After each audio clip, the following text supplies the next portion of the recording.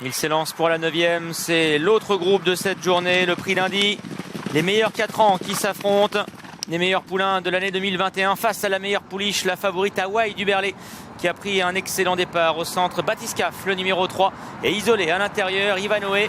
Quant à Kirov, le vainqueur du Cambacérès, il est à l'arrière, chute dès la première du numéro 6, Norville. Ils ne sont donc plus que 5 en lice.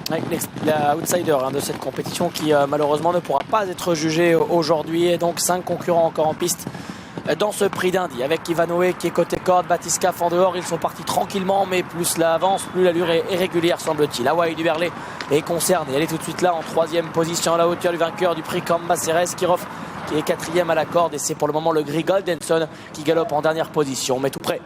Batiscaf, le numéro 3 qui assure le tempo devant la favorite Hawaii du Berlay. L'invaincu Hawaii du Berlay qui est en 2e position, donc avec Ivanoé qui est plutôt côté corde devant Kirov, et Goldenson qui attend toujours à l'arrière-garde. Là, qui sera dans la tour la dernière.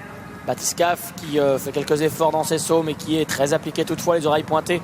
Il précède Hawaii du Berlay. Ivanoé se retrouve 3e pour la famille Papo, cheminant à l'intérieur. Il est suivi d'ailleurs par Kirov. Goldenson fait le choix avec son jockey de venir plutôt à l'extérieur. Passage devant les tribunes, sous la conduite du numéro 3, Batiscaf. Deux pelotons bien distincts avec Hawaii du Berlay qui suit la progression de l'animateur Batiscaf. Goldenson étant dans son sillage. À l'intérieur, Ivanoé qui mène ce petit peloton devant Kirov. Et du pavillon, Batiscaf qui était assez généreux dans ses sauts depuis le départ, regardons-le, c'est mieux. Hawaii du Berlay qui est venu un petit peu au pied, reste 2e dans son dos. Ivanoé, lui, va laisser passer Kirov, semble-t-il à l'instant. Le favori, l'un des favoris en tout cas, Kirov, vainqueur du Cambacérès, se rapproche. Il est venu 2e. Goldenson patientant très gentiment pour le moment avec Angelo Zuliani. Batiscaf qui a toujours le meilleur pour aborder la haie du tournant d'Auteuil. Kirov s'est bien rapproché, le vainqueur du prix Cambacérès est déjà en 2e position. Gwen Richard prenant, semble-t-il, la roue de Batiscaf. Hawaii du Berlay, la favorite, suit librement, elle est 3e. Ivanoé qui vient ensuite isolé côté corde. Goldenson est dernier. Le début de la ligne opposée avec Batiscaf appuyant en dehors. Kirov qui sur la main se rapproche progressivement de lui. 2e désormais. Hawaii du Berlay, Ivanoé à 3e et 4e sur la première rue, la ligne opposée. Goldenson est toujours en dernière position. Un peloton qui s'étire un petit peu désormais.